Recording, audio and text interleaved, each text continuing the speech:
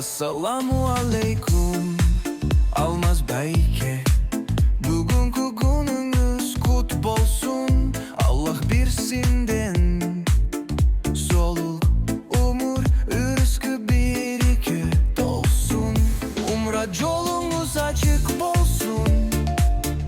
Dubatili kabul bolsun.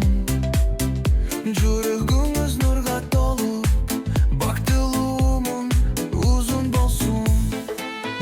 Allah yollarınızdı jengil kılsın. Ürayımın sizge tüksün. Uy bulunuzda tinçlik bolsun. Baldarınız baktılmışsın.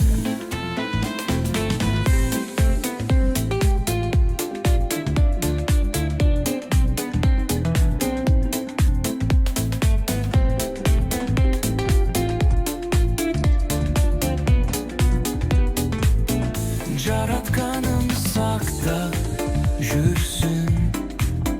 Eki